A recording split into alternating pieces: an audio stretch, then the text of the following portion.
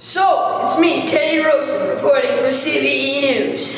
Behind me, as you know, I'm on the 4th floor, but behind me is the mysterious stairwell to the unknown 5th floor. Some people say that an odd creature lives there, a creature of a bird, but a man, a bird man. I'm here at room 407, where strange occurrences have happened. It seems that many black feathers have been turning up every Tuesday. See, this seems to be a pattern. If it was just a bird, it would come every day. But this is Birdman we're talking about. A smart creature. He leaves it every Tuesday, because then everybody will forget about it. But no, CBE News doesn't. CBE News doesn't forget anything. This eye sees everything.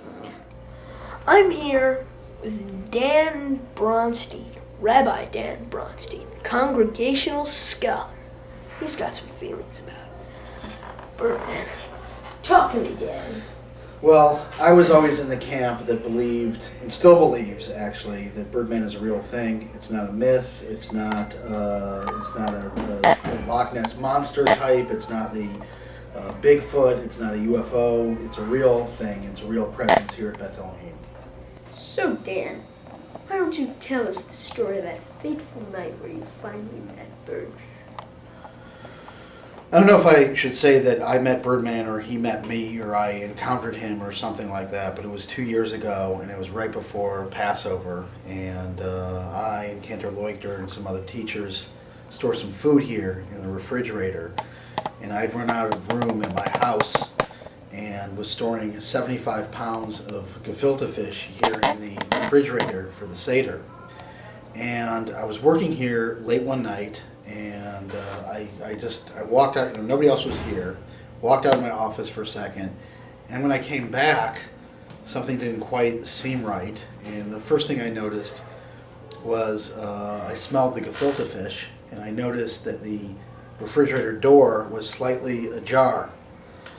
And I looked a little closer, and I saw a trail leading out of my office of specks of gefilte fish, and then even stranger, there were some feathers, and then, like when I got out into the hallway, there were even bigger chunks of gefilte fish with the impression of what can only be described as giant bird feet, indentations in the gefilte fish, and there was it was bizarre, and there were feathers, and there was a trail leading up to the door which connects with the 5th floor. And by the time I got to the door, which was shut, I was just way too freaked out, and I just left it there. I tried to actually forget about it for a while, and it wasn't until a few months later that I could really talk about it and tell somebody. It was, who was going to believe me? God, you're a victim. I am, and I couldn't even confront it for a while. And later I found out that there were other people who wished to be anonymous who had similar encounters and experiences with what we've called the Birdman, whatever it is, whether it's man, whether it's bird, whether it's a hybrid of some sort. But it's real. Many people have ideas about where Birdman came from and why he's here. And I think I've gotten to the bottom of this story. It all comes down to one question. Why is the temple a nuclear fallout shelter? Huh? We believe that scientists in World War II were testing on birds and Hebrew school students. But one of the tests on birds went wrong. Horribly wrong. We've heard some noises from the 3rd floor, and now we're going to investigate. I'm sensing him. I heard a noise. Well, I got a real sense about this. Whatever happens, keep the cameras rolling.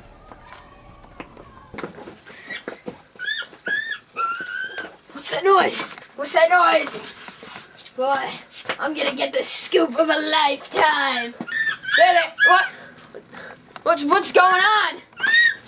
I see them. Whoa! There he is! What? What? Oh my God! Keep the cameras rolling! No! We're losing them. We'll follow them. Anyone get over here? Get them cameras rolling! Keep them rolling! Keep them rolling! Keep them rolling! We'll get him now! We'll get him! Dang! We almost had him! After having an up-close and personal encounter with Birdman, I've been thinking, maybe Birdman is just misunderstood. He seemed to be scared of me. But whatever he is, he's still out there. And as long as he's still out there, the world may never know. That's Teddy Rosen signing off. Wow, heart-stopping journalism. Absolutely incredible. We now go live for our final interview with Sophie and Maddie. And we're interviewing Lisa Bonds. So what grade do you teach? Well, I teach 5th grade here at CBE. Do you like teaching 5th grade? I do like teaching 5th grade. It's a group of very dynamic, wonderful people. Have you done anything special with the 5th graders that you teach? We've done a lot of special things this year. You went on a trip, right? We did go on a trip. We went on a trip to the Jewish Museum a couple months ago. What did they show there? Was it like a museum of art or? Well, generally it is a museum of art. The Jewish Museum is an art museum that focuses on Jewish stuff. But we saw a very, very special exhibition when we were there. What did you see? It was an exhibition on Jewish superheroes. Oh, that sounds interesting. Yeah, it was pretty interesting. What made you want to go to the museum? Well, I found out that the Jewish Museum was having this exhibit, and I knew that my students were really into superheroes, like Superman and Batman and Spider-Man. And I thought, how cool that a museum about Jewish people and Jewish art is talking about and showing things about superheroes that, kids all over America and probably all over the world think are really cool. So I wanted to bring the 5th grade to the museum to see how Judaism and superheroes are connected. Well, what do you do outside of Hebrew school? Outside of Hebrew school, I also work at museums. What museums do you work at? Well, I've worked at a lot of different museums. I've worked at the Brooklyn Children's Museum. I've worked at the South Street Seaport Museum. I've worked at the New Museum of Contemporary Art. And I've worked at the Museum of Natural History. When did you start working at museums? And why do you love to work there? Well, I started working in museums about 5 years ago. But I've always, ever since I was a very little kid, I thought museums were a really cool place to learn about stuff that, just a different kind of place to learn about things that you might learn about in school or in the real world, but I think museums are a really, really neat place to learn about the world. Well, that's all the time we have. Thanks for coming to our interview. Thank you. And I guess we'll send it back to the newsroom now. Thanks, Maddie and Sophie. Now for a quick commercial break. Hey, check it out, kids! The hottest shoe on the market from CBE Products, the Jew shoe. Wow, those are hot.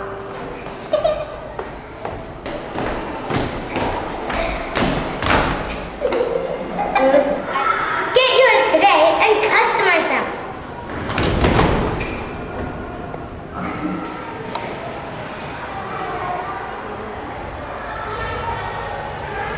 The Jew Show. That's all the time we have for today. Join us next time for another edition of CBE News. Shalom.